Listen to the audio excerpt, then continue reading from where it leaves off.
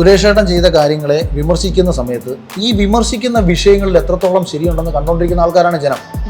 ഒരു മാധ്യമപ്രവർത്തകരുടെ പുറത്ത് പുള്ളി തട്ടിയിട്ട് അതിലെ ശരി തെറ്റുകളോ അവർക്ക് ഇഷ്ടപ്പെട്ടില്ലെങ്കിൽ തെറ്റാണ്, അതല്ല അവിടുത്തെ വിഷയം. അതിനെ ഈ രീതിയിൽ വളച്ചൊടിച്ച് വക്രീകരിച്ച് അങ്ങേരെ അറ്റാക്ക് ചെയ്യുമ്പോൾ ജനം അങ്ങേരുടെ കൂടെ നിൽക്കും. ബെൻസനും ബെൻസി എന്ന് പറയുന്ന പണ്ട് എയ്ഡ്സ് വന്ന കുട്ടികൾ, അന്ന് എയ്ഡ്സ് വന്ന സമയത്ത് വലിയ ചർച്ചയായത് 2 കുട്ടികളുടെ കാര്യമാണ്. ഈ സുരേഷ് ഗോപി സൂപ്പർ സ്റ്റാറായിട്ട് കത്തി നിൽക്കുന്ന സമയം ഈ കുട്ടികൾക്ക് വേണ്ടിയിട്ട് ആ മനുഷ്യൻ നിൽക്കുക. എൻഡോസൾഫാൻ വിഷയം വന്ന സമയത്ത് അവിടുത്തെ ജനതയ്ക്ക് വേണ്ടിയിട്ട് ഈ മനുഷ്യൻ പോയി. ആർക്ക് എന്തിനു വേണ്ടി? പ്രശസ്തിക്ക് വേണ്ടിയിട്ടല്ല, പണത്തിന് വേണ്ടിയിട്ടുമല്ല.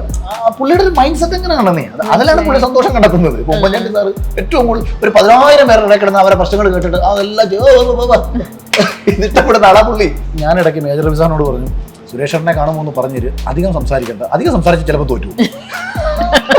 പറഞ്ഞു നിശബ്ദമാണല്ലോ പറയാം, നിഷ്കളങ്കമാണെന്നൊക്കെ കരുതി പറയുന്ന ചില കാര്യങ്ങൾ അങ്ങ് അപകടമാവും. 3 കഴുതകൾ മത്സരിച്ചാൽ അതിൽ ഏറ്റവും നല്ല കഴുതയെ ചിലപ്പോൾ ജനം തിരഞ്ഞെടുക്കും. അതിന്റെ അർത്ഥം കുതിര ഇത് ഇവരെ പറ്റി പറഞ്ഞതല്ല,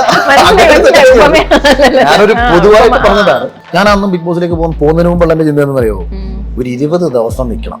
അപ്പൊ 20 ഇൻറ്റു ഇത്ര പൈസ പെർ ഡേ ഉള്ള ശമ്പളം മതി. ഓരോ വീക്ക് കഴിയുമ്പോഴും ദൈവമേ കണക്ക് കൂട്ടൽ കൂടിക്കൊണ്ടിരിക്കുകയാണല്ലോ.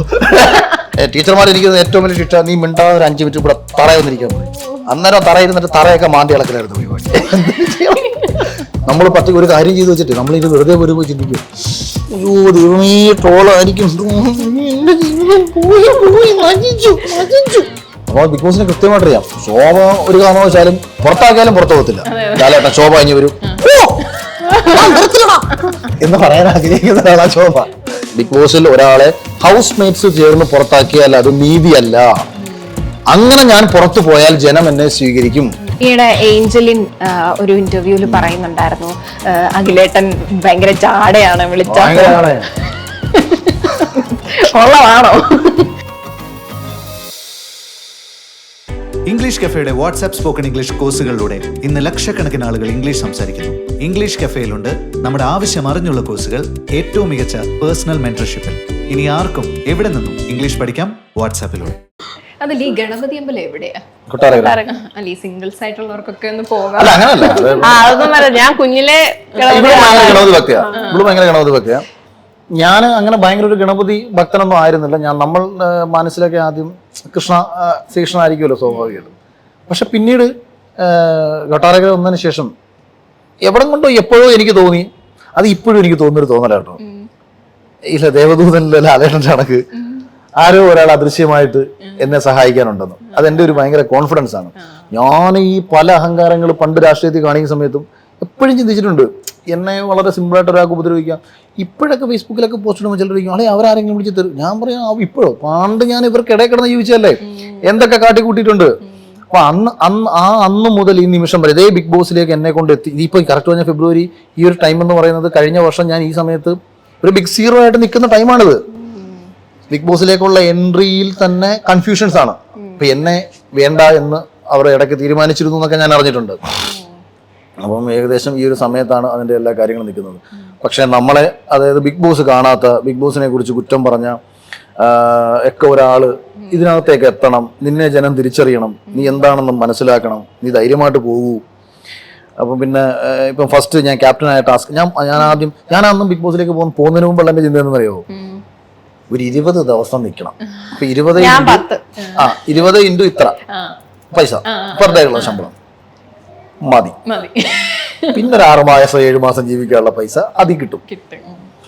ഓരോ വീക്ക് കഴിയുമ്പോഴും ദൈവമേ കണക്ക് കൂട്ടൽ കൂടിക്കൊണ്ടിരിക്കുകയാണല്ലോ.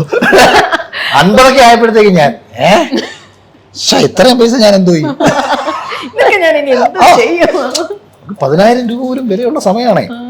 അപ്പം ഓരോ എവിക്ഷൻ ഞാൻ ഓവർകം ചെയ്യുമ്പോഴും എൻ്റെ ചിന്ത അതാണ്, 50 ലക്ഷം കിട്ടുമെന്നോ, കാർ കിട്ടുമെന്നോ, അത് കഴിഞ്ഞിറങ്ങിക്കഴിഞ്ഞാൽ കുറെ പൈസകൾ കിട്ടുന്ന സാധ്യതകൾ വരുമെന്നൊന്നും സ്വപ്നം പോലും ഞാൻ കാണുന്നില്ല. ഹൗസിനകത്തിരിക്കുമ്പോഴും ഓരോ ദിവസത്തെ ശമ്പളം ഇൻറ്റു 7, ഇതാണ് ഓരോ വീക്കിലും കണക്ക് കൂട്ടി ഞാൻ മനസ്സിൽ കണക്കൂട്ടി വെക്കുന്നത്. 63 ഓ പൊളിച്ച് 70 ആടി പൊളി. ഇങ്ങനെയായിരുന്നു ഞാൻ അതിനകത്ത് നിൽക്കുന്നത്.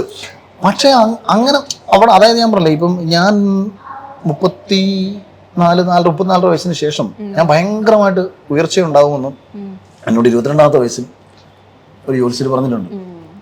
അതിൻ്റെ ഒരു ഭയങ്കര ധൈര്യമായിരുന്നു. ഞാൻ അതുകൊണ്ട് തന്നെ എൻ്റെ പല സുഹൃത്തുക്കളോടും പറയുമായിരുന്നു, ഞാൻ എൻ്റെ ലൈഫിൽ 35 വയസ്സ് വരെ ഞാൻ നോക്കും, ഞാൻ ചെയ്യാനുള്ള പരമാവധി 35 വയസ്സ് വരെ ഞാൻ ചെയ്യും. അതിനുശേഷം മേ ബി ഞാൻ ജീവിക്കണമെന്നൊന്നുമില്ല, മേ ബി മരിച്ചേക്കാം. കാരണം ഒന്നും ചെയ്യാത്തവനായിട്ട് ജീവിച്ചിട്ട് കാര്യമില്ലല്ലോ. പക്ഷെ പരാജയപ്പെട്ടവനായിട്ട് ഞാൻ ജീവിക്കത്തില്ല. ഇതായിരുന്നു എൻ്റെ ഡെഡ് ലൈൻ. ഇട്ടു 35 വരെ ശ്രമിക്കും. അപ്പം അതെന്തൊരു ധൈര്യമായി 35 എന്ന് പറയുന്നത്. നിനക്ക് ആ 34 കഴിഞ്ഞാൽ ഭയങ്കര 34 വയസ്സിന് ശേഷം ഉയർച്ചയാളാണ്. അപ്പൊ ഏകദേശം സിനിമയൊക്കെ എടുത്ത് കഴിഞ്ഞു. സിനിമ തിയേറ്ററിൽ പരാജയമായിരുന്നെങ്കിലും അതൊക്കെ ഇനി എൻ്റെ ഗ്രാഫിന് മേപ്പോട്ട് തന്നെ ആയിരുന്നു. കാര്യം കുറെ വർക്കുകൾ വരുന്നു, അല്ലെങ്കിൽ കുറച്ച് കാര്യങ്ങൾ നടക്കുന്നു, ഫിനാൻഷ്യലി പിടിച്ചു. ഇപ്പൊ എറണാകുളത്ത് വന്നു ഞാൻ താമസിക്കുമ്പോഴും അത്രയും പൈസ ഉണ്ടാവണ്ടേ, രണ്ടും പറ്റില്ലല്ലോ. അപ്പൊ അതൊക്കെ വരുന്നുണ്ട്. മന്ത്ലി ഒരു 1 ലക്ഷം 1.5 ലക്ഷം രൂപയൊക്കെ കിട്ടത്തക്ക കാര്യങ്ങൾ നമുക്ക് ഇവിടെ നിൽക്കുമ്പോഴും സംഭവിച്ചുകൊണ്ടിരിക്കുകയാണ്. പക്ഷെ അതൊന്നും തന്നെ സ്ഥായിയായ ഉയർച്ചയൊന്നുമല്ല. അപ്പൊ അത് ഇതെല്ലാം എവിടോ എഴുതി വെച്ചതുപോലെ തന്നെ എൻ്റെ ജീവിതത്തിൽ ഇങ്ങനെ നടന്നുകൊണ്ടേയിരുന്നു. പണ്ട് ഒഴിവാക്കിയ രാഷ്ട്രീയ പാർട്ടികൾക്കിടയിൽ വളരെ സ്വീകരിക്കപ്പെട്ടവനെ പോലെ ഇന്ന് അതിഥിയായി ചെന്ന് കയറാൻ കഴിയുന്നതും അങ്ങനെയൊക്കെ കുറേ കാര്യങ്ങൾ ലൈഫിൽ സംഭവിക്കുമ്പോൾ എനിക്കൊരിക്കലും യുക്തി കൊണ്ട് കണക്ട് ചെയ്യാൻ പറ്റത്തില്ല. ഇതെങ്ങനെ സംഭവിക്കും? നമ്മൾ കഴിവുകൊണ്ട് നേടിയെടുക്കുന്നതാണല്ലോ. നമ്മൾ ഓക്കെ ഇതെല്ലാം നിന്റെ എന്റെ കഴിവില്ലെന്ന് ഞാനും പറയുന്നില്ല, കഴിവുകൊണ്ടാണ് ഇഷ്ടപ്പെട്ടത്. ഇപ്പൊ നാദറയും ഞാനും തമ്മിലുള്ള ഫസ്റ്റ് ക്യാപ്റ്റൻസി ടാസ്ക് ആ ഫുട്ബോള് കളക്ട് ചെയ്യുന്നതാണ്. ആ സ്ഥാനത്ത് വല്ല സൂചിയിൽ നൂല് കുരുക്കലും എല്ലാം തന്നിരുന്നെങ്കിൽ ഞാൻ തോറ്റുപോയേനെ. അപ്പൊ അത് ഞാൻ ജയിക്കുക എന്ന് പറയുന്ന രീതിയിൽ ഒരു ടാസ്ക് സംഭവിച്ചു എന്നുള്ളത് കൊണ്ടുകൂടിയാണ് ഞാൻ അവിടെ ജയിച്ചത്. അല്ലെ മേ ബി ഞാൻ തോറ്റുപോയേനെ. ഇപ്പം ഇതിനായിട്ടുള്ള ടാസ്ക് ഒരു ഫിസിക്കൽ ടാസ്ക് വരുന്നു. ഇപ്പം എന്നെ തോൽപ്പിക്കാൻ വളരെ എളുപ്പമാണ് ഇത്തരത്തിലുള്ള കുറച്ചും കൂടെ ഫിസിക്കലി. ഇപ്പം രാവിലെ തൊട്ട് വൈകുന്നേരം വരെ കാറിനകത്ത് കുത്തിയിരിക്കാൻ പറഞ്ഞാൽ എന്റെ പൊന്നമ്പാട്ടി എനിക്ക് 50 ലക്ഷം രൂപ വരുമ്പോൾ ഞാൻ ഇരിക്കത്തില്ല. ഞാൻ അങ്ങോട്ട് ഒരു 15-20 ലക്ഷം രൂപ ഞാൻ എനിക്ക് കിട്ടിയൊക്കെ തന്നേക്കാം. എന്നെ എനിക്ക് ഇരിക്കാൻ പറ്റത്തില്ല. എനിക്ക് ഒരിടത്ത് ഇറങ്ങിയത് ഇരിക്കാൻ പറ്റത്തില്ല. അപ്പൊ ഇതിലൊക്കെ ക്രൂരത കാര്യമുണ്ട്. പണ്ട് സ്കൂളിൽ പഠിക്കുന്ന സമയത്ത് ഞാൻ ടീച്ചർമാർ എനിക്ക് ഏറ്റവും വലിയ ശിക്ഷ, നീ മിണ്ടാതെ ഒരു 5 മിനിറ്റ് ഇവിടെ തറയെന്നിരിക്കാൻ പറയും. അന്നേരം തറയിരുന്നിട്ട് തറയൊക്കെ മാന്തി ഇളക്കലായിരുന്നു പരിപാടി. ഞാൻ മരിച്ച അവസ്ഥയായിരുന്നു. ആക്ച്വലി ഈ ബിഗ് ബോസിനകത്ത് എന്റെ അടുത്ത് ആരും ഇതുവരെ ചോദിക്കാത്ത ഒരു കാര്യമായിരുന്നു. ഈ ബിഗ് ബോസിനകത്തേക്ക് കയറുന്നൊരു മൊമെന്റ് ഉണ്ടല്ലോ, ക്യാരവാനിലേക്ക് നമ്മളെ കൊണ്ടിരുത്തി, ഈ എല്ലാം കഴിഞ്ഞ് മേക്കപ്പ് ഒക്കെ ഇട്ടിട്ട് കൊണ്ടിരുത്തി മൊബൈൽ ഫോൺ രണ്ടും മേടിച്ചോണ്ട് പോയി. ഈടാ മരിച്ച് പുറം ലോകമായിട്ട് പിന്നെ ബന്ധമില്ല, കംപ്ലീറ്റ്ലി അവസാനിക്കപ്പെടുകയാണ്. നമ്മുടെ ലൈഫ് കംപ്ലീറ്റ്ലി അവസാനിച്ചു. എനിക്ക് എൻ്റെ സുഹൃത്തിനെ വിളിക്കാൻ പറ്റത്തില്ല, വൈഫിനെ വിളിക്കാൻ പറ്റത്തില്ല, കുട്ടികളെ വിളിക്കാൻ പറ്റത്തില്ല. ഇനി 100 ദിവസം കഴിഞ്ഞാൽ ജീവനോടെ തന്നെ പുറത്തിറങ്ങി വരുമോ? തിരിച്ചു വരുന്ന സമയത്ത് നമ്മൾ കണ്ട ആൾക്കാരൊക്കെ അവിടെ തന്നെ ഉണ്ടാവുമോ? ഇന്നലെ വരെ നമ്മളടുത്ത് സഹായിച്ച നാട്ടുകാരിൽ ഒരാൾ മരിച്ചു പോയിട്ടുണ്ടാവുമോ? സുഹൃത്തുക്കൾ അതേപോലെ ഉണ്ടാവുമോ? എൻ്റെ ഭാര്യ മക്കളും എൻ്റെ അച്ഛൻ അമ്മ, ഇങ്ങനെ പല ചിന്തകളും ഈ ക്യാരവാനകത്ത് ഒറ്റയ്ക്ക് ഇങ്ങനെ ഇരിക്കുകയല്ലേ. അതായത് കറക്റ്റ് പറഞ്ഞാൽ നിങ്ങളൊന്ന് ചിന്തിച്ചു നോക്ക്, നമ്മളിങ്ങനെ മരിച്ചെടുക്കും, നമ്മൾ മരിച്ചിട്ട് മാറി നമ്മുടെ ആത്മാവിൽ നിന്ന് നമ്മളെ കാണുന്നൊരു മാനസികാവസ്ഥ. സത്യം, ഞാൻ സീരിയസ്ലി പറയാണ്. എനിക്കൊന്നും ചെയ്യാൻ പറ്റത്തില്ല. എനിക്ക് കാരണം പുല്ല് ഇതെല്ലാം കളഞ്ഞിട്ട് വേണ്ടെങ്കിൽ നാട്ടിൽ പോയാലോ, തിരിച്ചിറങ്ങി ചെന്നിട്ട് മൊബൈലും മേടിച്ചിട്ടേ എനിക്ക് ബിഗ് ബോസിനകത്തേക്ക് കയറാനൊന്നും എനിക്ക് പറ്റത്തില്ല. കാരണം എന്നെ കൊണ്ടൊന്നും പറ്റത്തില്ല. അപ്പം ഒരു 4-5 മണിക്കൂർ ഈ ലാലേട്ടൻ വിളിക്കുന്നവരെ ഇതിനകത്ത് ഇരുത്തുണ്ടായിരുന്നു. എന്റെ പൊന്നടാവേ ഒന്നും പറയണ്ട. എനിക്ക് അപ്പൊ എന്റെ റൂമിനകത്തുനിന്ന് ഞാൻ താമസിച്ച ഹോട്ടലിൽ നിന്ന് കിട്ടിയ ചാവി, മറ്റേ കാർഡിന്റെ ചാവി ഉണ്ടല്ലോ, ഞാൻ ഇത് ഇരുന്ന് ആദ്യം പകുതിക്ക് ഒടിച്ചു. എന്നിട്ട് ആ കാരാവന്റെ സൈഡല്ലാതെ ഇങ്ങനെ കുറെ കുത്തിക്കീറി കളിച്ചു. എന്നിട്ട് വീണ്ടും ഒടിച്ച് ഇത് ഒടിച്ചൊടിച്ചൊടിച്ചൊടിച്ച് ഇത് എത്ര പ്രാവശ്യം വളച്ച് ഒടിക്കാവോ അതിരുന്ന് ഒടിച്ചു. വേറെ ഒന്നുമില്ല. പിന്നെ ഇച്ചിരി വെള്ളം ഇങ്ങനെ ഇരിക്കുമ്പോഴത്തേക്കായിരിക്കും ഇടയ്ക്ക് ഒരാൾ വരുന്നത്. ഇപ്പൊ അതിലെ ഉടനെ വിളിക്കും കേട്ടോ, വെയിറ്റ് ഒരു മനുഷ്യജീവിയെ കണ്ടല്ലോ, അതല്ലേ മറ്റേ കാലന്റെ ഒക്കെ വേഷം കിട്ടിയ ആൾക്കാർ നഗരത്തിൽ വരുന്നത്, എന്തുകൊണ്ട് സുഖമാണോടാ മോനെ, ഇപ്പൊ വിളിക്കും നിന്നെ നരകത്തിലോട്ട് ഇപ്പൊ വിടും. ഇതായിരുന്നു സത്യത്തില് ഈ കേറുമ്പോ ഉണ്ടായിരുന്ന. പിന്നെ ഹൗസിനകത്ത് കയറി എല്ലാരെയൊക്കെ കണ്ട് പിന്നെ നമുക്ക് അകത്ത് ആളുണ്ടല്ലോ. അറ്റ്ലീസ്റ്റ് ഈ ഒറ്റയ്ക്കിരുന്ന് ലോകവുമായി ബന്ധമില്ലാതെ ഒരു 5 മണിക്കൂറായിരുന്നു. എന്നോട് ആരെങ്കിലും ഒരാൾ ബിഗ് ബോസിനെ കുറിച്ച് ചോദിച്ചാൽ എനിക്ക് സർവൈവ് ചെയ്യാൻ പറ്റാതെ പോയ ഒരു 5 മണിക്കൂർ എന്ന് പറയുന്നത്, അയ്യോ അത് ഭീകരമായിരുന്നു. ഒരു 3 മണിയൊക്കെ ആയപ്പോൾ ഇത് പുല്ല് മേടിച്ചോണ്ടിട്ട് ഏതാണ്ട് 8-9 മണിക്കാൻ കാണാൻ തോന്നുന്നു, എന്റെ ഓർമ്മ ശരിയാണെങ്കിൽ രാവത്തേക്ക് വിളിക്കുന്നത്. ഇതിൽ നിന്ന് വേണം കയറി നമ്മൾ പോയി ലാലേട്ടനെ ഒന്നുമില്ലല്ലോ നേരെ വരുന്നു. ഇതൊക്കെ ഈ ബിഗ് ബോസിനകത്ത് പക്ഷേ എല്ലാം സ്പോണ്ടേനിയസ് ആയിരിക്കണം. നമ്മൾ ഇപ്പം മൊബൈൽ എടുത്ത് വെച്ച് യൂട്യൂബിൽ എടുത്ത് വെച്ച് ആലോചിച്ചിരുന്ന വീഡിയോ എടുക്കുന്ന കല്ലി പരിപാടി, അതാണ് പാളിപ്പോകുന്നത്. നമുക്ക് തോന്നും ഹൗസിനകത്ത് കയറി കൂളൊന്നും ആവാനൊന്നും പറ്റില്ല. ഇത് നമുക്ക് തോന്നുന്നതായി വെളിയിൽ നിന്നുകൊണ്ട് കാണുന്ന ഒരു മാനസികാവസ്ഥയെ ആയിരിക്കില്ല ഇതിനകത്ത് കയറുമ്പോൾ. അത് അതിജീവിക്കണമെങ്കിൽ മൈൻഡ് അത്രയും പ്ലസന്റ് ഒക്കെ ആയിരിക്കണം. അങ്ങനെ പ്ലസന്റ് ആക്കി വെക്കുക. അതായത് നമ്മൾ പുറത്തെ കുറിച്ച് ചിന്തിക്കാനോ അല്ലെന്നുണ്ടെങ്കിൽ അകത്ത് നടക്കുന്ന കാര്യങ്ങളിൽ വറീഡായി പോകാനോ നമ്മൾക്ക് എന്ത് സംഭവിക്കും എന്നൊക്കെ ചിന്തിച്ചൊക്കെ പാളി. നമ്മൾ ഒരു കാര്യം ചെയ്ത് വെച്ചിട്ട് നമ്മളിത് വെറുതെ പോയി ചിന്തിക്കുമോ, അയ്യോ ദൈവമേ ട്രോളായിരിക്കും, എന്റെ ജീവിതം പോയി നശിച്ചു. ഞാൻ പോവാടി ഇവിടുന്ന്. ഇടി ഞാൻ കുറച്ചു മുമ്പ് പോയിട്ട് അങ്ങനെ എനിക്ക് ആലോചിക്കാൻ കൂടി വയ്യ എന്ന് പറഞ്ഞാൽ അപ്പഴേ ബിഗ് ബോസ് എന്റെ പേരെന്താ അപർണ അകത്തേക്ക് പോരൂ മറ്റേ സാധനം വായിക്കാൻ പിടിക്കും. മലയാളം കാണാം, കണ്ണും പിടിക്കുന്നില്ല. അവര് നോക്കിയിരിക്കുക, അവരിതെല്ലാം വായിച്ചോണ്ടിരിക്കുകയല്ല. അപ്പൊ ഒരാള് അവൻ ഇച്ചിരി മെന്റലി ഡിസ്റ്റർബ് ഒരു പണി ഇപ്പൊ കൊടുക്കാം. അതല്ല അവരുടെ ക്രിയേറ്റിവിറ്റി. കായാണോ തായാണോ പൂവാണോ ഒരു പിടിയും കിട്ടുന്നില്ല. ആ വായിക്കാൻ പറ്റുന്നുണ്ടോ? അയ്യോ എന്റെ പൊന്നു ബിഗ് ബോസ് എന്താ മലയാളമാണോ ചോദിക്കേണ്ടി വരും. ഇങ്ങനെയൊക്കെ കുറെ താത്ത പറ്റിയിട്ടുണ്ട്. അഖിലേട്ടനെ വിളിക്കുന്നത് ചെന്ന് വായിക്കാൻ അങ്ങനെ അനുഭവിച്ചിട്ടുണ്ട്. ചിലർ കേറട്ടെ ഇത് മലയാളം കണ്ണം പിടിക്കുന്നുണ്ട് കാണാനും. ശരി അടുത്ത ആളെ വിളിക്കും. കാരണം നമുക്ക് സ്ക്രീൻ സ്പേസ് കിട്ടുന്ന സമയമാണ് ആക്ച്വലി ഈ കൺഫെഷൻ റൂമിലേക്ക് വിളിക്കുന്നത്. അവര് നമ്മൾക്ക് ജനം നമ്മളെ കണ്ടോട്ടെന്ന് എഴുതിയിട്ടാണ് വിളിക്കുന്നത്. പക്ഷെ തൊട്ട് മുമ്പ് ചിലപ്പോൾ മട്ടടിച്ചിരിക്കുമ്പോഴാണ് കരുതുന്നത്. അപ്പൊ ഹൗസിൽ ഞാൻ എപ്പോഴും വിചാരിക്കും ശോഭ മറ്റേ ഒരു ടാസ്ക് കൊടുത്തില്ലേ അവിടെ മറ്റേ പ്രാങ്ക് ചെയ്ത്. അപ്പൊ ബിഗ് ബോസിന് കൃത്യമായിട്ട് അറിയാം ശോഭ ഒരു കാരണവശാലും പുറത്താക്കിയാലും പുറത്തു പോകത്തില്ല. ലാലേട്ടൻ ശോഭ കഴിഞ്ഞ് വരും എന്ന് പറയാൻ ആഗ്രഹിക്കുന്ന ഒരാളാ ശോഭ. അപ്പൊ 100 ദിവസം തികച്ചില്ലെങ്കിൽ ശോഭ പോകില്ല. അപ്പം നെവർ ഗീവ് അപ്പ് ആറ്റിറ്റ്യൂഡാണല്ലോ. അപ്പൊ അതുകൊണ്ട് ശോഭയെ ഈ പ്രാങ്കിലേക്ക് എടുത്തിരുന്നു. ഞാൻ എപ്പോഴും ചിന്തിച്ചിട്ടുണ്ട് ശോഭയുടെ തലച്ചോറ് അല്പം വർക്ക് ചെയ്തിരുന്നെങ്കിൽ. ഇവള് പറയാണ് പുറത്തായല്ലോ, പുറത്തായെന്ന് വിചാരിക്കുന്നു. എനിക്ക് തോന്നുന്നു രാവിലെ ഇതുവരെ ഇവിടെ നടന്നതൊക്കെ ഹൗസിലെ കാര്യങ്ങളാണ്. സോറി, നിനക്കൊന്നും തോന്നരുത്, നമ്മൾ ഇതെല്ലാം കഴിഞ്ഞു, ഇനി നമുക്ക് പുറത്ത് നല്ല സുഹൃത്തുക്കളായിരിക്കാം. ഇതെല്ലാം ഗെയിമിന് വേണ്ടിയിട്ടാണ് സംഭവിച്ചത്. നാദറ അടി നമുക്ക് പുറത്ത് വെച്ച് കാണാം. എല്ലാവരുടെ ഭയങ്കര സ്നേഹത്തോടൊക്കെ സംസാരിച്ച് ബിഗ് ബോസിന്റെ കിളി പോലും പറക്കും. എന്റെ അമ്മയെ ശോഭ എന്താ ഇങ്ങനെ ചെയ്ത്? കാരണം ഇവരാഗ്രഹിക്കുന്ന ശോഭ വഴക്കായിരിക്കും. അവിടെയാണ് നമ്മൾ തിരിച്ചു കളിക്കേണ്ടത്, റിവേഴ്സ്. ഞാൻ എപ്പോഴും ബിഗ് ബോസിനെതിരെയാണ് കളിച്ചോണ്ടിരുന്നത്. ഞാൻ ഇടയ്ക്കിടയ്ക്ക് വരുന്ന പറയും വലിക്കാം, ഞാനൊക്കെ എനിക്ക് മനസ്സിലായി ഞങ്ങളെ കൊണ്ട് ഇങ്ങനെ ജയിക്കാനല്ലേ. ഞാൻ നേരെ ഇത് പുറത്തിറങ്ങിയ പോലെ ഇവര് പറഞ്ഞു ഈ അഖില് കാരണം വല്ലാത്ത ചന്ദ്രവാർത്ത സ്ക്രിപ്റ്റ് വരുത്തും. ഇവര് പ്ലാൻ ചെയ്യുന്നത് ഞാൻ അവിടെ നിന്നിട്ട് പറയുമ്പോ ഇവർക്ക് ഇത് ചെറുക്കം കാരണം ഇനി പുതിയ പ്ലാൻ അവിടെ ഇരുന്നത് മൊത്തം വിളിച്ചു പറയുന്നത് കുറെ സംഭവിച്ചിട്ടുണ്ട്.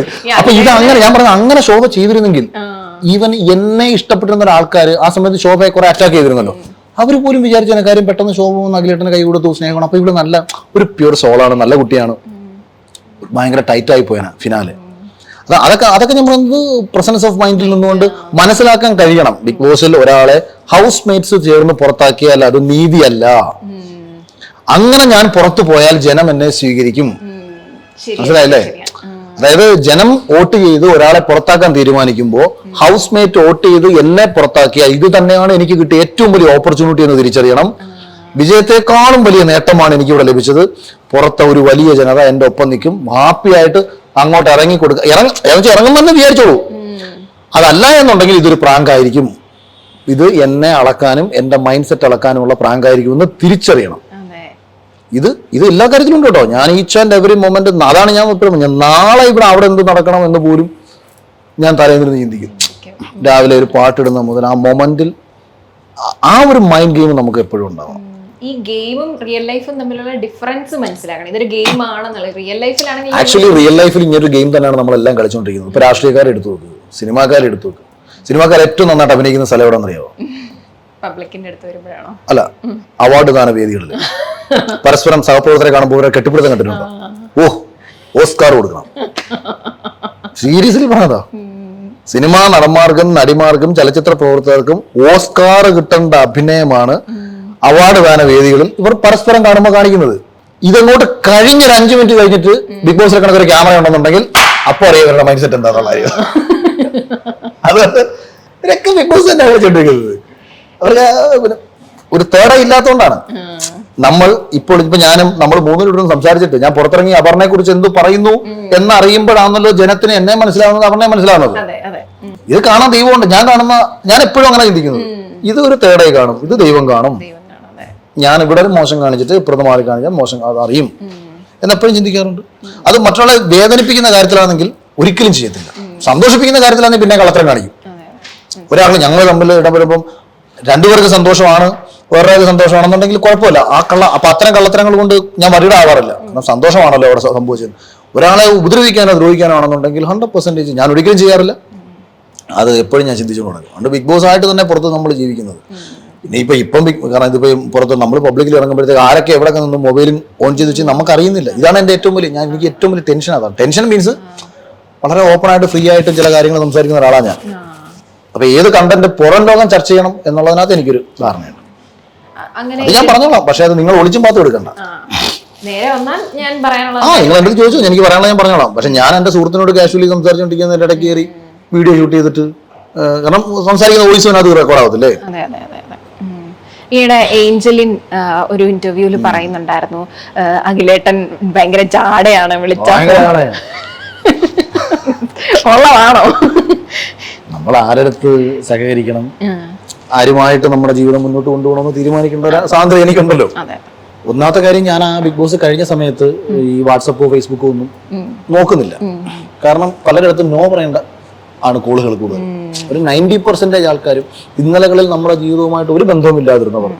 അഖിലെന്ന് പറയുന്ന മനുഷ്യനേ അല്ല, ബിഗ് ബോസിലെ വിജയിയെ, അതാരും ആയിക്കോട്ടെ, ബിഗ് ബോസിലെ വിജയി അവർക്ക് ആവശ്യമായി വന്നു. അപ്പം ബിഗ് ബോസിലെ വിജയി അങ്ങനെ വെറുതെ ഉണ്ടായതല്ല എന്ന് എനിക്കറിയാമല്ലോ. അതുകൊണ്ട് തന്നെ അവരുടെ ഒന്നും അടുത്തേക്ക് പോകാൻ ഞാൻ ആഗ്രഹിച്ചില്ല. അത് ഒരാളെ, ഞാൻ ഏഞ്ചലിന്റെ കാര്യമല്ല ഞാൻ പറഞ്ഞത്, അങ്ങനെ ഒരു വലിയ ഒരു ഓഡിയൻസിന്റെ ഇടയിലേക്ക് പോകാൻ ഞാൻ ആഗ്രഹിച്ചില്ല. അപ്പൊ അതുകൊണ്ട് ആ സമയത്തൊന്നും ഞാൻ ഫോണോ കാര്യങ്ങളോ അധികം യൂസ് ചെയ്തിരുന്നില്ല. പല മെസ്സേജുകളും ഞാൻ കണ്ടിട്ടില്ല.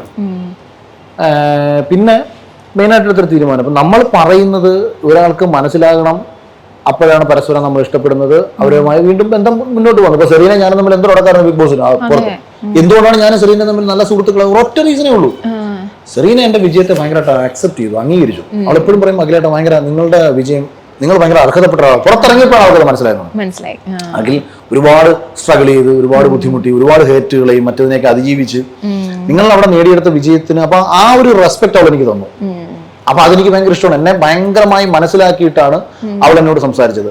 അത് അതേസമയം ഇപ്പം പല ആൾക്കാർക്കും, ഈവൻ ഹൗസിലുള്ള ചില ആൾക്കാർക്കും ഉള്ളിയോ എന്തുകൊണ്ട് ബി ആർ ഇത് അല്ലെങ്കിൽ വേറെ ഇത് ഇങ്ങനെയൊക്കെ പറഞ്ഞ്, അതായത് നമ്മളെ പൂർണ്ണമായ തോതിൽ അംഗീകരിക്കാതിരുന്നവരുണ്ട്. ഞാൻ ഒരിക്കലും ജയിക്കരുതെന്ന് ആഗ്രഹിച്ചവരുണ്ട്. അപ്പൊ എല്ലാ കാലവും നമ്മളെ നശിപ്പിക്കാനും നമ്മളെ തോൽപ്പിക്കാനും ശ്രമിച്ച ആൾക്കാരുമായി ചേർന്ന് പോകണം എന്നുള്ള വാശി എനിക്ക് കാണിക്കാൻ പറ്റും. അതേസമയം ഞാൻ ഷീചേട്ടൻ ഞങ്ങൾ ഇന്നലെ സംസാരിച്ചു എന്ന് കരുതി ഞാൻ ഷീചേട്ടനെ, ഞങ്ങളെ മിക്കപ്പോഴും ഇവിടെ കൊച്ചി പുള്ളി ഇപ്പം തെലുങ്ക് ഷൂട്ട് കഴിയുന്നു, ഞങ്ങൾ ഇടയ്ക്ക് കാണുമ്പോഴെല്ലാം കണ്ട നിങ്ങൾ കണ്ടോ കണ്ടോ എന്റെ കൂടെ നിൽക്കുന്ന ആരാ ഷീചേട്ടനാ, ഇതൊന്നും കാണിക്കാനൊന്നും എനിക്ക് താല്പര്യമില്ല. അല്ലെ ഞാനും എന്റെ ഭാര്യ നമ്മൾ ഭയങ്കര ഹാപ്പിയായിട്ട് കഴിയാന്ന് കാണിക്കാൻ ഡെയിലി വീഡിയോ ഉണ്ട് ആരും എനിക്കില്ല. ഞാൻ ഇപ്പൊ ചിലർക്ക് അമ്മയെ കണ്ടില്ല, ഇതിപ്പോ ഇങ്ങനെ വല്ലപ്പോഴൊക്കെ നമ്മുടെ ഒരു സന്തോഷം. ഓക്കെ ഇവരെയൊക്കെ നിങ്ങളൊന്ന് കണ്ടോ, നിങ്ങൾ കാണാം, എപ്പോഴും ഇവരെ നിങ്ങൾക്ക് കാണാൻ വേറെ സ്പേസ് ഇല്ലല്ലോ. അപ്പൊ ഞാൻ എന്നിലൂടെ ആയിരിക്കും ഇവരെയൊക്കെ പലരെ അറിയാമല്ലോ. അപ്പൊ ഇതിങ്ങനെ സ്നേഹവും സൗഹൃദവും ഇങ്ങനെ നാട്ടുകാരെ കാണിക്കാൻ വേണ്ടി കൊണ്ടുനടക്കുന്ന ആളൊന്നുമല്ല ഞാൻ. വിളിക്കും, സംസാരിക്കും. ഈവൻ ഇപ്പം ഇപ്പൊ റിനോഷന് കഴിഞ്ഞ ദിവസം അവന്റെ ഒരു ആൽബം ഇറങ്ങാൻ പോയ സമയത്ത് ഞാൻ അവിടെ പോയി ബെസ്റ്റ് ഓഫ് ലക്ക് ഇട്ടിട്ടുണ്ട്. നല്ല കാര്യം. അപ്പൊ ഇത് അങ്ങനെയൊക്കെ എല്ലാം ഞാൻ ചെയ്യുന്ന ഒരാളാണ്. ശോഭയായിട്ട് ഞാൻ ഇടയ്ക്ക് അവൾക്കെതിരെ ഒരു ആരോപണം വന്ന സമയത്ത് ഞാൻ ശോഭയെ വിളിച്ചു. ഞാൻ ചോദിച്ചു, എടി ഇതിൽ നീ തെറ്റുകാരി അല്ല എന്നുണ്ടെങ്കിൽ 100% ഞാൻ നിന്റെ ഒപ്പം നിൽക്കും. അതുകൊണ്ട് നിനക്ക് അതായത് നിന്നെ മോശക്കാരിയാക്കാൻ വേണ്ടി ആര് ഇറങ്ങി തിരിച്ചാലും, ആരില്ലെന്നുണ്ടെങ്കിൽ ഞാൻ സപ്പോർട്ട് ചെയ്യും, ഉറപ്പാണ് സപ്പോർട്ട് ചെയ്യും. പക്ഷെ നീ എൻ്റെ അടുത്ത് ജെന്യുവനായിട്ട് വിഷയം പറഞ്ഞാൽ മാത്രം മതി. അതൊക്കെ ഞാൻ ചെയ്യുന്ന ഒരാളാണ് ഞാൻ. എന്നും പറഞ്ഞാൽ അത് ചെയ്തേ പിടിച്ചെന്നും പറഞ്ഞ് ഇങ്ങനെ കാണിച്ചെടുക്കാരെന്ന് പറയുന്നത് ഇതുപോലും ചോദിച്ചോണ്ട് ഞാൻ പറഞ്ഞത്. ഈ കുട്ടികൾ ഭയങ്കര അച്ഛൻ മക്കളാണോ? കാര്യം സാധിക്കാൻ വേണ്ടി. ഇപ്പൊ രാവിലെ പറഞ്ഞത് നീ കൂപ്പറൊക്കെ മിനി കൂപ്പറൊക്കെ എടുത്ത് മാറ്റാൻ കൊള്ളത്തില്ലെന്ന് ഞാൻ പറഞ്ഞടാ. ഓരോ കൊച്ചു പിള്ളേർ ഈ വണ്ടിയൊക്കെ കുട്ടികൾക്ക് ഭയങ്കര ഇഷ്ടം. ഈ വണ്ടി ഞങ്ങൾക്ക് വോൾവോ ആയ ഇഷ്ടവും. ഹാരിയർ നീ എന്തിനാ കൊടുത്തത്? അത് കൊടുക്കരുതായിരുന്നു. എന്നെ ഇടിപൊടി എന്നൊക്കെ വിളിക്കുന്ന കേട്ടോ. അതുകൊണ്ട് ഞാൻ സംസാരിക്കുമ്പോൾ ഞാൻ അങ്ങനെ പറയും, ഇത് കൊള്ളത്തില്ല. അവർക്ക് സ്പേസ് ഇല്ല, സ്പേസ് കുറവാണല്ലോ, കുറച്ച് ലെഗ് സ്പേസ് കുറവാണെന്നല്ലോ ആണല്ലേ. അവരാന്ന് ഇങ്ങനെ ഇരിക്കുന്നവരും അല്ല, അവർക്ക് എപ്പോഴും ഇങ്ങനെ അങ്ങോട്ട് കാറിലാണെങ്കിലും ഇങ്ങോട്ടോടി അങ്ങോട്ടോടി മെത്തേക്ക് എടുത്തിട്ടാ പോകുന്നുണ്ട്. അതിനകത്ത് ഇങ്ങനെ കിടന്നല്ല. അത് ശരിയാ. ഭയങ്കര ആക്റ്റീവ് ആയിട്ടുള്ള രണ്ടുപേരാണെന്ന് തോന്നുന്നല്ലേ നിങ്ങൾ 4 പേരും. നിങ്ങൾ 4 പേരും കൂടെ ഭയങ്കര അലൈവ് ആയിരിക്കും അല്ലേ വീട്ടില്? ഞങ്ങളുടെ വീട് ഭയങ്കര ജോളിയാണ്.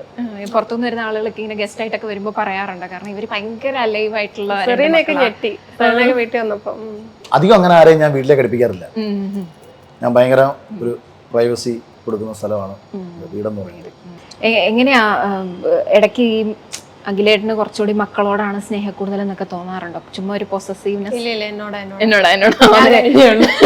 എനിക്ക് ശീശുവിനോടാണ് ഏറ്റവും അവിടെ പാവം അവിടെ ഒറ്റയ്ക്ക് ഇരിപ്പുണ്ട്. അയ്യോ ചിച്ചു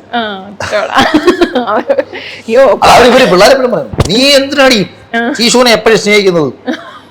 കാരണം ഇത് ഈ ഷിച്ചു നമ്മൾ കയറി വരുമ്പോഴേ വന്നിട്ട് അവന്റെ ഭയങ്കര പുറത്തു തിരിച്ചു പുള്ളിക്ക് അതിനുള്ള സ്നേഹം, അത് ആ ഒരു ഭയങ്കര സ്നേഹമായിരിക്കും. ഈ അഖിലേട്ടൻ നേരത്തെ പറഞ്ഞല്ലോ ഈ ഒപ്പീനിയൻ പറയാനും അല്ലെങ്കിൽ ഫാക്ട്സ് പറയാനും ഒന്നും അത്ര പേടിക്കുന്ന ഒരാളല്ലെന്ന്. അങ്ങനെ പറഞ്ഞൊരു കാര്യമാണ് സുരേഷ് ഗോപി എന്തായാലും ഇനിയും ജയിക്കും എന്നുള്ള ഒരു കാര്യം. അങ്ങനെ പറയാൻ കാര്യം എന്താ? പലപ്പോഴും എൻ്റെ 2013 ഞാൻ ഇപ്പം മൊബൈൽ എടുത്ത് കാണിക്കാം. 2013 ഞാൻ എഴുതിയൊരു പോസ്റ്റുണ്ട്, ഞാൻ ഭാവിയിൽ ആരെങ്കിലുമായി തീർന്നിരിക്കും എന്ന്. ഉറപ്പായിട്ടും ഏതെങ്കിലുമൊക്കെ രീതിയിൽ ചർച്ച ചെയ്യപ്പെടുന്ന ഒരാളായി ഞാൻ മാറിയിരിക്കും. പ്രകൃതി എന്നെ അതിലേക്ക് നയിച്ചുകൊണ്ടിരിക്കുകയാണെന്ന തോന്നലിൽ നിന്ന് ഞാൻ മുന്നോട്ട് പോകുന്നു. ആ വർഷം തന്നെ ഞാൻ രാഷ്ട്രീയപരമായ മറ്റൊരു പോസ്റ്റ് ഇട്ടിട്ടുണ്ടായിരുന്നു. അടുത്ത 10 വർഷത്തോടുകൂടി ഇന്ത്യയിൽ കമ്മ്യൂണിസ്റ്റ് പാർട്ടിയുടെ തകർച്ച സംഭവിക്കും. കോൺഗ്രസിനും കമ്മ്യൂണിസ്റ്റ് പാർട്ടിക്കും ഒരേ സമയം തകർച്ച സംഭവിക്കുകയും ജനങ്ങളുടെ വർഗീയ വികാരം കൂടി വരുന്നതുകൊണ്ട് BJP രാജ്യത്ത് വലിയ ശക്തിയായി മാറുകയും ചെയ്യും. 2013 ഞാൻ കോൺഗ്രസിൽ പ്രവർത്തിച്ചുകൊണ്ടിരിക്കുന്ന സമയത്താണ്, 11 വർഷങ്ങൾക്ക് മുൻപ്. അതായത് കോൺഗ്രസ് അന്ന് കേന്ദ്രത്തിൽ അധികാരത്തിലിരിക്കുക. അത് ഇപ്പൊ ആരെങ്കിലും പ്രൂഫ് ചോദിച്ചു കഴിഞ്ഞാൽ ഞാൻ നിങ്ങൾ സ്ക്രീൻഷോട്ട് അയച്ചു തരാം കേട്ടോ. അപ്പം അത് അന്ന് പോസ്റ്റ് ഇട്ടിരുന്നു. അത് എന്തുകൊണ്ട്? അത് എനിക്കെപ്പോഴും എൻ്റെ ഏറ്റവും വേണ്ടപ്പെട്ട ഒരാളായാലും ഞാൻ ഏറ്റവും കൂടുതൽ സ്നേഹിക്കുന്ന ഒരാളാണെന്നുണ്ടെങ്കിലും യാഥാർത്ഥ്യം പറയുന്നതാണ് ഇഷ്ടം. എനിക്ക് ഏറ്റവും വേണ്ടപ്പെട്ട ഒരാൾക്ക് ഒരു ഇപ്പം സിനിമയിൽ അഭിനയിക്കാൻ ഒരു അവസരം കിട്ടുന്നു, അയാൾ സിനിമയിൽ അഭിനയിക്കുന്നു, ആ സിനിമ കണ്ടിട്ട് എനിക്ക് ഇഷ്ടപ്പെടുന്നില്ലെങ്കിൽ അയാൾ ഈ പടം പൊട്ടും, ഇത് വിജയിക്കുമെന്ന് എനിക്ക് തോന്നുന്നില്ല. എൻ്റെ കൂട്ടുകാരൻ, എൻ്റെ മക്കൾ അവർ തെറ്റ് ചെയ്തത് തെറ്റാണ്. അല്ല എൻ്റെ അച്ഛൻ, എൻ്റെ അമ്മ, ഇവരെ ചെയ്യുന്ന ശരികളെ മാത്രമേ നമുക്ക് ന്യായീകരിക്കാൻ പറ്റൂ. ഇപ്പം കള്ളും കുടിച്ചിട്ട് ബൈക്ക് കൊടുത്തോണ്ട് പോകുമ്പോൾ ഇവിടെ തെക്ക് വടക്കം മറിഞ്ഞു വീഴും, ഇത് പ്രവചനമൊന്നുമല്ല. അപ്പോൾ മറിഞ്ഞു വീഴുമ്പോഴത്തേക്ക് ഈ അണ്ണം പ്രവചിച്ചായിരുന്നു മറിഞ്ഞു വീഴുന്നു. നീ വെള്ളം അടിച്ചിട്ട് ആടി ഇത് അമാനോടുത്തോണ്ട് പോയി കഴിഞ്ഞാൽ പിന്നെ മറിഞ്ഞു വീഴത്തില്ല. ഇത് പ്രവചിക്കേണ്ട കാര്യം എന്ന് ഒരു പാർട്ടിയുടെ പോക്ക് കാണുമ്പോൾ നമുക്കറിയാം.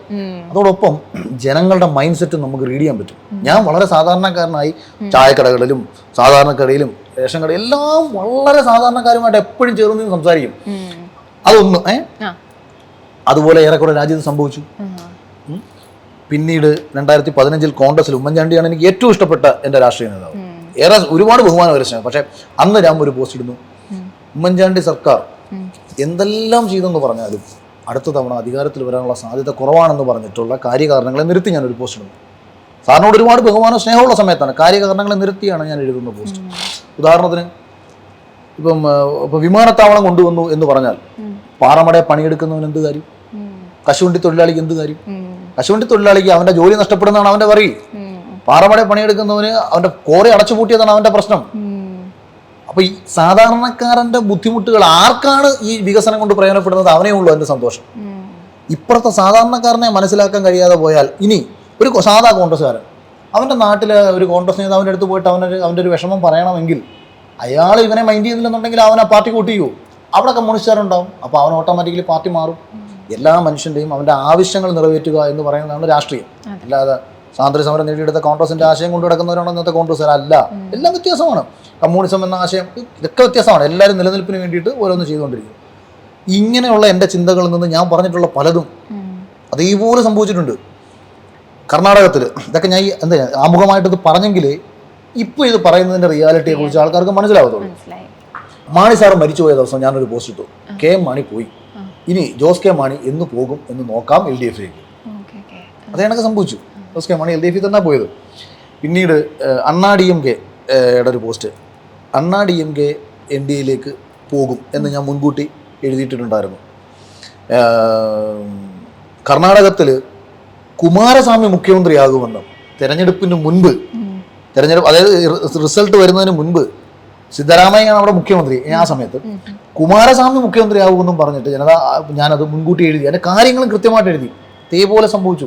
ഒരു വർഷങ്ങൾക്ക് ഇപ്പുറം അവിടെ മന്ത്രിസഭ പിളരുമെന്ന് ഞാൻ എഴുതി, മുൻകൂട്ടി എഴുതിയതാ. ഒരു വർഷം വരെ ആ കുമാരസ്വാമി മന്ത്രിസഭ ഉണ്ടാവത്തുള്ളെന്നും ലോക്സഭാ തെരഞ്ഞെടുപ്പിൽ BJP അവിടെ അധികാരത്തിൽ വരുമെന്നും. പക്ഷേ ഞാനത് എഴുതുമ്പോൾ ആലോചിക്കണം, ഞാൻ BJP-യിൽ നിന്ന് വർക്ക് ചെയ്യാം. അപ്പോഴാണ് ഞാൻ BJP തോക്കുമെന്ന് എഴുതുന്നത്. ഞാൻ യുവമോർച്ചയുടെ ജില്ലാ കമ്മിറ്റി അംഗമായിരിക്കുന്ന സമയത്താണ് ഞാൻ കർണാടകത്തിൽ BJP തോൽക്കും എന്ന് പറഞ്ഞുകൊണ്ട് തന്നെ എഴുതുകയും അന്ന് BJP-ക്കാർ എന്നെ ഒന്ന് ചീത്ത വിളിക്കുന്നുണ്ട്. അതാ ഞാൻ പറഞ്ഞത്, ഞാൻ BJP ആണെന്ന് കരുതി തോക്കുന്ന സമയത്ത് ഞാനിപ്പോൾ ഇവിടെ ഏതെങ്കിലും ഒരു പർട്ടിക്കുലർ പാർട്ടി നിന്നിട്ട് തോക്കുമെങ്കിൽ തോക്കും, ഇവിടെ ഇപ്പോൾ ജയിക്കത്തില്ല. ഇത് പറയാൻ നമുക്ക് മടിക്കേണ്ട കാര്യമൊന്നുമില്ല. അല്ലാതെ ഉള്ള രാഷ്ട്രീയക്കാരെ മൊത്തം ഞങ്ങൾ അടുത്ത തവണ അധികാരം പിടിക്കും എങ്ങനെ, അതാണ് ചോദ്യം. അപ്പം എങ്ങനെ ഇപ്പം വിജയിക്കും എങ്ങനെ, ഉത്തരം കണ്ടെത്തണം. അപ്പോൾ അതാണ് ഈ ചോദ്യം. ഞാൻ ഇനിയാണ് ഈ ചോദ്യത്തിലേക്ക് വരാൻ പോകുന്നത്. അതുകൊണ്ട് ഇത്രയും ഡീറ്റെയിൽ ആയിട്ട് പറഞ്ഞു. ഇങ്ങനെ പലതും മുൻകൂട്ടി എൻ്റെ പൊളിറ്റിക്കൽ ചിന്തകൾ, അതുകൊണ്ടാണ് ഞാൻ ഒരുപാട് ചാനൽ ചർച്ചകൾ രാഷ്ട്രീയ നിരീക്ഷണമായിട്ട് പോയിരുന്നിട്ടുണ്ട്. സുരേഷ് ഏട്ടൻ ഞാൻ ജയിക്കുമെന്ന് പറഞ്ഞത് BJP-യുടെ പ്രവർത്തനം കൊണ്ടോ അല്ലെങ്കിൽ സുരേഷ് ഗോപി അവിടെ ചെയ്യുന്ന നന്മകൾ കണ്ടിട്ടോ മാത്രമല്ല, എപ്പോഴും ജനം ഇപ്പം ബിഗ് ബോസിൽ ഞാൻ എങ്ങനെയാണ് വിജയിച്ചത്, എന്നെ ഒരു വലിയ വിഭാഗം കടന്നാക്രമിച്ചു. ആ കടന്നാക്രമിക്കപ്പെട്ട സമയത്ത് ഞാൻ എടുത്ത പല കാര്യങ്ങളും ശരിയായിരുന്നു എന്ന് അവർക്ക് തോന്നി. അപ്പോൾ സ്വാഭാവികമായിട്ടും എൻ്റെ അടുത്തേക്ക് വോട്ടുകളെത്തി. സുരേഷ് ഏട്ടൻ ചെയ്ത കാര്യങ്ങളെ വിമർശിക്കുന്ന സമയത്ത് ഈ വിമർശിക്കുന്ന വിഷയങ്ങളിൽ എത്രത്തോളം ശരിയുണ്ടെന്ന് കണ്ടുകൊണ്ടിരിക്കുന്ന ആൾക്കാരാണ് ജനം.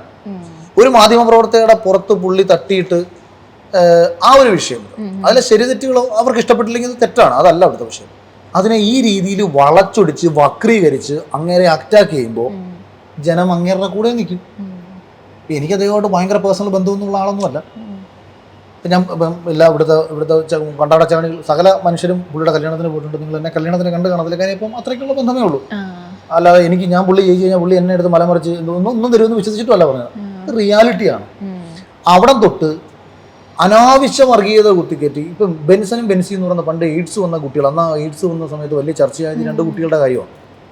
ഇവര് അന്ന് ഞങ്ങൾ സ്കൂളിൽ പഠിക്കുന്ന സമയത്ത് ഈ സുരേഷ് ഗോപി സൂപ്പർ സ്റ്റാറായിട്ട് കത്തി നിൽക്കുന്ന സമയം ഈ കുട്ടികൾക്ക് വേണ്ടിയിട്ട് ആ മനുഷ്യൻ നിൽക്കുക. എൻഡോസൾഫാൻ വിഷയം വന്ന സമയത്ത് അവിടുത്തെ ജനതയ്ക്ക് വേണ്ടിയിട്ട് ഈ മനുഷ്യൻ പോയി. ആർക്ക് എന്തിനു വേണ്ടി? ഇപ്പം നിങ്ങൾ എൻ്റെ അടുത്ത് ചോദിച്ചില്ല അഖിൽമാരാൻ എന്തിനാണ് വിമർശിക്കുന്നത്? എനിക്ക് നഷ്ടമല്ലേ ഉള്ളൂ. അപ്പം എനിക്ക് എന്തിനാ പ്രശസ്തി? എന്നെ ഒരു തോട്ടം മലയാളിക്ക് മൊത്തം അറിയാം, നല്ലതോ ചീത്തയോ എല്ലാവർക്കും എന്നെ അറിയാം. അപ്പം പ്രശസ്തിക്ക് വേണ്ടിയിട്ടല്ല, പണത്തിന് വേണ്ടിയിട്ടുമല്ല, ഒന്നിനുമല്ല. അപ്പം നമ്മുടെ ഉള്ളിൽ കിടക്കുന്ന ഒരു ഇഷ്ടത്തിൻ്റെ പുറത്ത് അല്ലെങ്കിൽ ആർക്കെങ്കിലും വേണ്ടി എന്തെങ്കിലും പറയണമെന്ന ചിന്തയാണ് എന്നെ കൊണ്ടത് പറയാം. അതേണെങ്കിൽ സുരേഷ് ഗോപി സ്വന്തം പൈസ എടുത്തു വെച്ചിട്ട് ആൾക്കാരെ സഹായിക്കുന്നത് പ്രശസ്തിക്ക് വേണ്ടിയിട്ടല്ല. അന്ന് കരുണാകരനുമായി വളരെ അടുത്ത ബന്ധമുള്ള ഒരു മനുഷ്യനായിരുന്നു പുള്ളി. ഓഫറുകൾ ഉണ്ടായിരുന്നു പുള്ളിക്ക് അന്നും തിരഞ്ഞെടുപ്പിൽ മത്സരിക്കാൻ. അന്നും മത്സരിച്ചിട്ടില്ല, ഒരു സ്ഥാനമാനങ്ങൾ വാങ്ങിയിട്ടില്ല. അപ്പം അദ്ദേഹത്തിന് ജനങ്ങളെ സഹായിക്കുന്നതിൽ നിന്ന് കിട്ടുന്ന ഒരു ആത്മസംതൃപ്തി. ഒരുപാട് സിനിമാ മേഖലയിൽ പ്രവർത്തിക്കുന്ന ആൾക്കാർ ഇന്ന്, അതായത് രാഷ്ട്രീയപരമായിട്ട് അദ്ദേഹത്തെ എതിർക്കുന്നവർ പോലും പിന്നീട് പല ഇന്റർവ്യൂസിലും വന്നിരുന്നിട്ട് സംസാരിച്ച കാര്യം, ഒരു കുട്ടി ഒരു പേരമരം കൊണ്ട് കൊടുത്തിട്ട് പ്രധാനമന്ത്രിക്ക് കൊടുക്കുമെന്ന് ചോദിക്കുമ്പോൾ ഇത് ആരുടെ പൊക്കെ എടുത്തുകൊണ്ട് പോകുന്നത്? ഇപ്പൊ ഇവിടെ എൻ്റെ ചില സുഹൃത്തുക്കളടുത്ത് ചില ആൾക്കാർ അഖിലേട്ടൻ്റെ കൊടുക്കുമോ എന്ന് ചോദിച്ചിട്ട് എൻ്റെ പടമൊക്കെ വരച്ച് കൊടുത്തതുപോലെ എൻ്റെ കൊണ്ട് തന്നിട്ടില്ല. എൻ്റെ കൂട്ടുകാർ ഇങ്ങനെ എത്ര പേര് എവിടെ നിന്നൊക്കെ കൊണ്ടുതരുന്നു കളയും. അപ്പൊ ഇങ്ങനെ ഒരു പേരമരം പൊക്കെ എടുത്തുകൊണ്ട് പോയിക്കുക ഈ കുട്ടി. അപ്പം അതായത് അതത്ര പുള്ളിയുടെ ഒരു മൈൻഡ് സെറ്റ് എങ്ങനെയാണെന്നേ, അതിലാണ് പുള്ളി സന്തോഷം കണ്ടെത്തുന്നത്. ഇപ്പൊ ഉമ്മൻചാണ്ടി സാറ് ഏറ്റവും കൂടുതൽ ഒരു 10,000 പേരുടെ ഇടയിൽ കിടന്ന് അവരെ പ്രശ്നങ്ങൾ കേട്ടിട്ട് അതെല്ലാം ഇതിഷ്ടപ്പെടുന്ന ആളാ പുള്ളി. അദ്ദേഹത്തിന്റെ രീതിയാണ്, അദ്ദേഹത്തിന്റെ ജന്മം കൊണ്ട് പുള്ളി ആസ്വദിക്കുന്ന കാര്യങ്ങളാണ്. അതേപോലെ ഒരുപാട് കാര്യങ്ങൾ. അപ്പം പുള്ളിയെ വർഗീയവാദി, ഇപ്പം പുള്ളി പറഞ്ഞ് ഞാനിടയ്ക്ക് മേജർ റംസാനോട് പറഞ്ഞു സുരേഷേട്ടനെ കാണുമോ എന്ന് പറഞ്ഞിട്ട് അധികം സംസാരിക്കണ്ട, അധികം സംസാരിച്ച് ചിലപ്പോൾ തോറ്റു പറഞ്ഞു. കാരണം നിശബ്ദമാണല്ലോ പറയാം, നിഷ്കളങ്കമാണെന്നൊക്കെ കരുതി പറയുന്ന ചില കാര്യങ്ങൾ അങ്ങ് അപകടമാവും, അത് വള്ളിയാവും. പണ്ട് വോട്ടിങ്ങിന്റെ സമയത്ത് ഇതേപോലെ ബ്രാഹ്മണ അതെന്തിന്റെ ആവശ്യമില്ല, അതൊക്കെ എങ്ങനെ പറഞ്ഞാലും ഏത് ജാതി പറഞ്ഞാലും എന്തുവാ, മനുഷ്യനായിട്ട് ജീവിച്ചാൽ ഏത് ജാതി പറഞ്ഞാലും കെ ആർ നാരായണൻ ഏത് ജാതിക്കാരനോ നോക്കിയിട്ടാണോ ഇന്ത്യൻ പ്രസിഡന്റ്? അവനോ ഇന്ത്യൻ പ്രസിഡന്റ് SC/ST ആണെങ്കിൽ ഞാൻ സല്യൂട്ട് ചെയ്യത്തില്ലെന്ന് ഏതെങ്കിലും മേജർ ജനറൽ പറയൂ, പട്ടാള മേധാവി പറയൂ? സല്യൂട്ട് അടിച്ചേ പറ്റൂ. മനുഷ്യനെ വിലയിരുത്തുന്നത് ജാതിയുടെ അടിസ്ഥാനത്തിൽ ഒന്നിൻ്റെ അല്ല. അപ്പൊ അതങ്ങനൊന്നും പറയേണ്ട കാര്യങ്ങളില്ല, അല്ലെങ്കിൽ ചില സ്റ്റേറ്റ്മെന്റുകൾ ഒന്നും പറയണ്ട. അതേസമയം ആ മനുഷ്യൻ ആരെയും ദ്രോഹിക്കാൻ പോകുന്നില്ല, ചെയ്യുന്ന സഹായങ്ങളൊക്കെ ജാതി മതഭേദം എല്ലാവർക്കും ചെയ്യുന്ന ആളുമാണ്. ഇങ്ങനെയൊന്നും സ്വപ്നത്തിൽ പോലും ചിന്തിച്ചിട്ടുമായിരിക്കത്തില്ല പറയുന്നത്, പക്ഷെ ചിലത് വക്രീകരിക്കപ്പെടും. അപ്പൊ ഇത് കാണുന്ന ജനം പിന്നെ അപ്പുറത്ത് നിൽക്കുന്ന ആൾക്കാരുടെ കയ്യിലിരിപ്പും കൂടെ ആവുമ്പോൾ ഈ മികച്ചവരെ തിരഞ്ഞെടുക്കുന്ന പരിപാടിയല്ലല്ലോ തിരഞ്ഞെടുപ്പ്. 3 കഴുതകൾ മത്സരിച്ചാൽ അതിൽ ഏറ്റവും നല്ല കഴുതയെ ചിലപ്പോൾ ജനം തിരഞ്ഞെടുക്കും. അതിന്റെ അർത്ഥം കുതിര, ഇത് ഇവരെ പറ്റി പറഞ്ഞതല്ല, ഞാനൊരു പൊതുവായിട്ട് പറഞ്ഞതാണ്. 3 കഴുതകൾ മത്സരിച്ചാൽ അതിൽ ഏറ്റവും നല്ല കഴുതയെ തിരഞ്ഞെടുക്കാനേ ജനത്തിന് ഓപ്ഷൻ ഉള്ളൂ. വോട്ട് ചെയ്യുന്നത് കുതിരയായിരിക്കും, വോട്ട് ചെയ്യുന്നത് സിംഹമായിരിക്കും. പക്ഷെ നമ്മുടെ ഗതികേട് കഴുതയ്ക്ക് വോട്ട് ചെയ്യുക എന്നുള്ളതാണ്. ഇതാണ് രാഷ്ട്രീയം. ഇപ്പം BJP എതിർക്കാൻ വേണ്ടിയിട്ട് BJP വർഗീയത കാണിക്കുന്നു. പിന്നെ എന്തോ കാണിക്കണ്ടത്? അവരെന്തോ പറയുന്നു? അവര് കാലങ്ങളായിട്ട് പറഞ്ഞുകൊണ്ടിരിക്കുന്നത് ഞങ്ങൾ ഹിന്ദുക്കൾ, ഹിന്ദുത്വ ദേശീയ ബോധം എന്നല്ല ഇവര് പറഞ്ഞോണ്ടിരിക്കുന്നേ. പിന്നെന്തിനാ അത് എതിർക്കുന്നത്? 2 സീറ്റിൽ കിടക്കുന്ന ലോക്സഭയിൽ നിന്ന് രാമക്ഷേത്രത്തിന്റെ പറഞ്ഞ് ആദ്യം 150 കിട്ടി, പിന്നീട് അധികാരം കിട്ടി, ആ അധികാരം നിലനിർത്തി അപ്പം മറ്റേ ഗുജറാത്തിൽ നിന്ന് നരേന്ദ്രമോദി മറ്റേ നരാധവനാണെന്ന് പറഞ്ഞിട്ടായിരുന്നു തുടക്കത്തിലുണ്ടായിരുന്ന ഒരു അറ്റാക്ക്. പുള്ളിയെ തോപ്പിക്കാൻ പറ്റുമോ? പുള്ളി വീണ്ടും മുഖ്യമന്ത്രിയായി, വീണ്ടും നരാധവൻ വിളിച്ച് പുള്ളി വീണ്ടും മുഖ്യമന്ത്രിയായി, പിന്നെ അതാ കടന്ന് പുള്ളി പ്രധാനമന്ത്രിയായി. എല്ലാ പാർട്ടിയിലും എല്ലാ മതത്തിലും ഇങ്ങനെ കുറെ ആൾക്കാരുണ്ട്. ഇവരിതിനെ മൊത്തം നശിപ്പിക്കാൻ നടക്കുകയാണ്.